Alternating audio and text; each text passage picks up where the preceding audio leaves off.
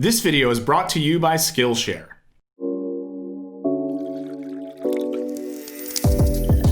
Hey Wisecrack, Michael here. If you've worked in an office before, you've definitely had to deal with that guy.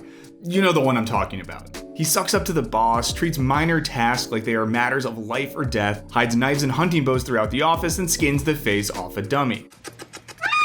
Oh my God. At ease. Okay, so maybe not those last two. If it's not obvious yet, I'm talking about paper salesman, beat farmer, and Battlestar Galactica superfan, Dwight K. Schrute. If you've seen The Office, then you probably think of him as the embodiment of the worst possible coworker, even if he gets a little lovable by the end. Redemption aside, he's unfriendly, needlessly competitive, and obsessed with efficiency in a way that makes him more of an algorithm than a human at times. At 12:45, he sneezed while keeping his eyes open, which I always thought was impossible. But what if Dwight was actually right? Now, we're not claiming that Dwight's antics weren't horrifying or just plain mean, but what if his obsession with machine-like efficiency, without regard for human emotion, might end up being better for his peers? What if, paradoxically, Dwight is making his working environment better while simultaneously being the absolute worst? You're welcome. Welcome to this Wisecrack edition on the philosophy of Dwight, and spoilers ahead. But before we get into it, I want to give a shout out to Skillshare. Skillshare is an online learning community with thousands of inspiring classes for creative and curious people. With Skillshare, you can explore new skills and learn more about the ones you already have. They offer classes on writing, design, productivity, illustration, and so much more. Their classes are great for teaching you how to channel your creativity into whatever you are working on. Right now, I recommend Productivity Today: Managing Attention in the Digital Age with Kevin Siskar. The class helped me pay attention to the places I had been spending most of my time online. I can get lost on social so easily, and I'd much prefer to spend the time writing or reading. I learned how to reduce the distractions and prioritize what I actually want to accomplish during my day. The best part is that you can complete classes at your own pace and right from the comfort of your own home. A premium annual membership is less than $10 a month. And right now, the first 1,000 Wisecrack fans that click on the link in the description can get a 2-month free trial. So check out Skillshare today. Now, back to the show. A quick primer on Dwight. He starts as a top-performing paper salesman and assistant to the regional manager, Michael Scott. He also moonlights as a beet farmer and is generally convinced he's better and smarter than everyone else. Too many people on this earth. We need a new plague. Throughout the show, Dwight antagonizes his coworkers, creating fake fire panics, driving them to faraway locations and abandoning them. Are you insane? And just generally being kind of a dick. Well, thanks for wasting my time tonight. But more than anything, the dude is weirdly obsessed with physical strength and efficiency. To give you a reference point, I'm somewhere between a snake and a mongoose. He also loves sci-fi and distrusts computers. We'll get to that. To understand why Dwight might actually be a good guy in the grand scheme of things, we need to look at a little concept called accelerationism. Accelerationism has nothing to do with beet farming or even paper suppliers. Rather, it's a loosely associated group of thinkers who argue that sometimes the best way to improve a system is not to improve it at all, even going so far as to advocate for speeding up the system's dysfunction. Thinkers like Karl Marx, Gilles Deleuze, and Paul Mason. Now, accelerationists are mostly talking about capitalism. They think that A, capitalism is bad, but B, trying to fix it makes it even worse. The best we can do from their perspective is to let the global financial system run headfirst into its own self-destruction. Pushing for better working conditions or a more humane economy for the accelerationist is the philosophical equivalent of this meme.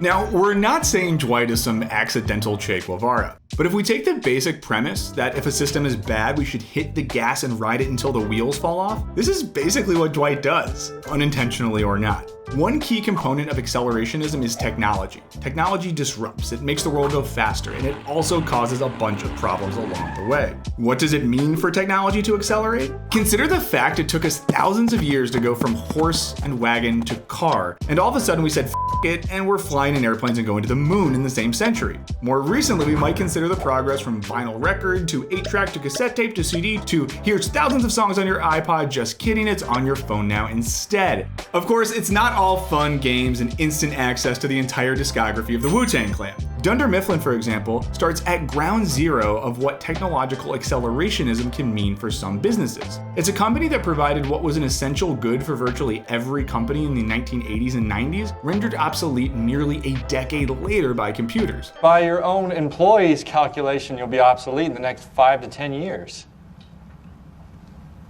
Wait, Ryan said that? More importantly, technology in the business world is about efficiency and speed. Now, Dwight isn't exactly a fan of computers since they might do a Skynet, but he's basically trying to turn himself into a machine. Wearing hydration backpacks and peeing into bottles to save time is basically just a Jeff Bezos fever dream, or just reality. For Dwight, work isn't about providing a place for folks to earn a decent living for 40 hours a week. It's about sacrificing all individuality and emotion to serve the gods of the bottom line. How would I describe myself? 3 words. Hardworking, alpha male, jackhammer. What looks like capitalist efficiency for some looks like joblessness and obsolescence for others. As British accelerationist Steve Goodman notes, we all live in an operating system set up by the accelerating triad of war, capitalism, and emergent AI. And that operating system doesn't really give a about traditional business or human values. Sans the scary AI, Dwight is all about this. Even if he spurns consumer technology lest it make him weak. What if we don't want to use a BlackBerry because they are stupid and pointless? Rather, he takes on the technological rationale of speed and efficiency, even at the cost of basic human dignity. Take the time he was tasked by Michael with picking out a new healthcare plan for Dunder Mifflin. Does he take into consideration the diversity of his coworkers' health needs to pick a plan that offers the most comprehensive care? Number 1, inverted penis. Could you mean vagina? Because if you do, I want that covered. Hell no. He slashes things down to a bare bones plan to save the company money. I slashed benefits to the bone. I saved this company money.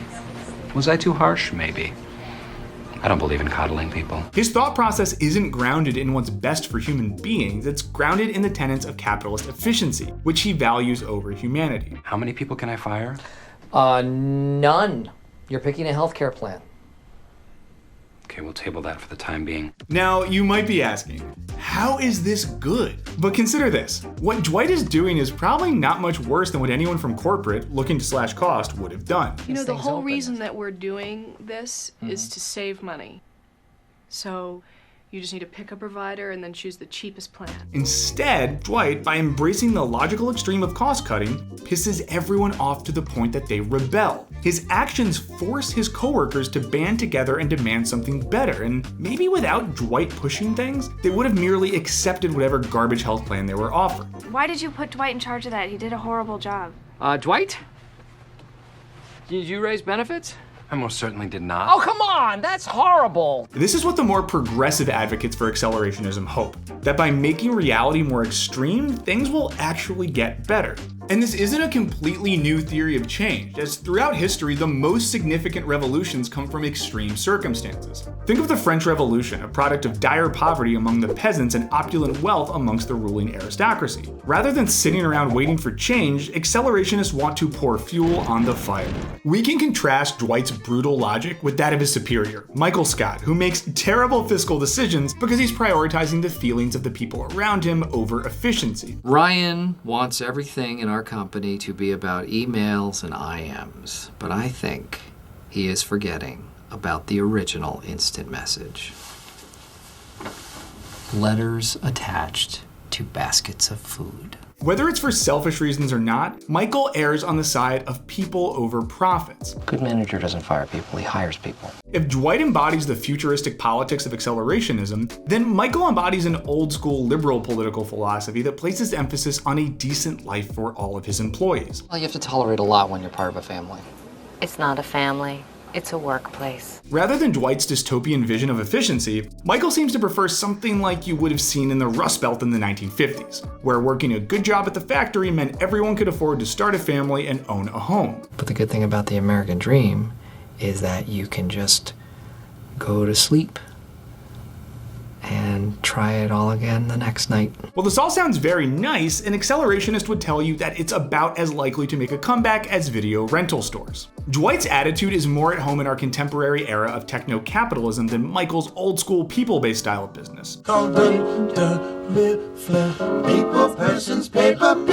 As Silicon Valley culture transforms into political ideology, principles like hyper-efficiency and automation are becoming touchstones in industries ranging from jet propulsion to healthcare to home cooking. This innovation involves an open embrace of capitalism in all of its techno-utopian glory. Dwight affirms this type of ideology when he hunts down time thieves in the company who are wasting even a moment of their working day on personal inefficiencies. Time thief. Time thief. Fire him.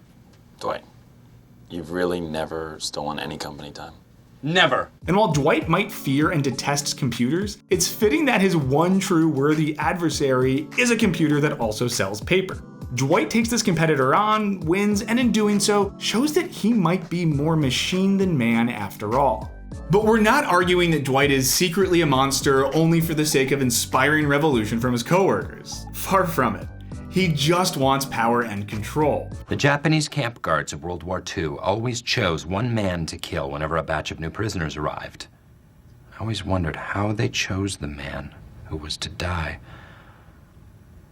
I think I would have been good at choosing the person. We see this tendency at play when Dwight is momentarily given what he thinks is absolute rule over the office. Our ruthlessness comes to the surface the moment he's in power over his own kingdom, complete with his own evil queen. But you can be in charge of the women. He seems to be implicitly acknowledging the inefficiencies of traditional democratic structures as he installs his own profit-prioritizing system. Dwight rarely gets explicit about his politics, but we know that he has some definite tendencies towards authoritarianism. At one point, Jim helps Dwight out by printing out talking points for a speech he's given. I did download speeches from some of history's famous dictators, like this one. Originally given by Benito Mussolini. And because Dwight is Dwight, he is immediately inspired and empowered by the fascist prose. Blood alone moves the wheels of history! And of course, there are the frequent hints that Dwight's German ancestors might have been literal Nazis. My grandpa Mannheim is 103 and still puttering around down in Argentina. I tried to go visit him once, but my travel visa was protested by the Shoah Foundation. Dwight is accelerating for accelerating's sake, not to help break the system. And his affinity for fascism eerily resembles the dangers of accelerationist thinking. But let's return to the Dwight-Michael dichotomy of accelerationism versus old-school liberalism. Rather than viewing technology and innovation as a mechanism to unleash the spirit of capitalism to remake the world in its image, Michael seems to view technology as a threat to the traditions of the American workplace. We have learned that you can't teach an old dog new tricks because it's illegal. If Dwight is trying to move beyond the need for human labor, Michael can't imagine a world where he's not spending 40 plus hours a week hanging out under harsh fluorescent lighting with his buds. In the end, life and business are about human connections. And computers are about trying to murder you in a lake. And to me, the choice is easy. And we see the tension between Dwight and Michael's perspectives when they go on a covert mission to gather intel from a local mom-and-pop paper business. Michael recoils in horror at the thought of destroying the business of these good, wholesome people. Dwight views them as just the acceptable collateral damage of the free market. Paradoxically though, by making the workplace much more pleasant and humane in the short term, Michael's approach actually keeps things stuck right where they are. No one is forming a secret union to overthrow Michael just because of the occasional appearance of Prison Mike. I'm Prison Mike! Speaking of Prison Mike, he invents the character after his workers realize they'd rather be in a prison than at work. A realization that comes so slowly because their work prison is obfuscated by Michael's friendly antics. Dwight, who makes things more unbearable in the immediate sense, can actually create the conditions for change by taking systems to their logical extreme. Dwight even explicitly recognizes his logic when he becomes landlord of the office building and his antics go too far. He takes elaborate measures to save on building cost, including half-ply toilet paper. Don't get me started on how coddled the modern anus is. Afterwards, he has a legitimate showdown with Pam, who threatens to find a new office. Dwight, in typical Dwight fashion, thinks of his relationship with his tenants as a war. Owning a building is a war between the landlord and the tenant. Not a literal war, unfortunately, but I am using the same tactics. But eventually realizes that the best vampires don't drain all the blood from their victims at once. They say the best vampires don't bleed their victims dry, but give them the strength so that they can bounce back only to be fed on again. In a nutshell, Dwight is realizing that his accelerationist practices will lead to open revolt, and that he must rein in his short-term greed for long-term stability. And whether it be Silicon Valley or Dwight Schrute, the process of acceleration can either make things way better or much worse, with not a lot in between. In a recent example, Silicon Valley's desire to develop things like facial recognition technology caused people who see this technology as a wild invasion of privacy to organize and fight against it, complete with a last week tonight takedown. So, okay, in the Terminator, Skynet is evil, rains down death from the sky. But in China, Skynet is good. Yeah, not the difference. Oh, That's the difference, is it? So maybe Dwight's tyranny will ultimately lead to a better workplace. But maybe it won't. By the end of the series, he establishes himself as the Kim Jong-il of Scranton, Pennsylvania paper. And people seem okay with it? Maybe Dwight holds on to this power and just makes things even worse for everyone at Dunder Mifflin, firing as many folks as he can and creating a living hell for those stuck there. Get out?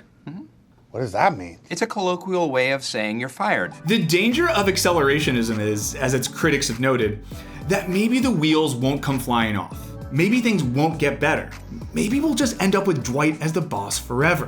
But what do you think? Do things have to get worse to get better? Should we encourage it, or is it just too risky?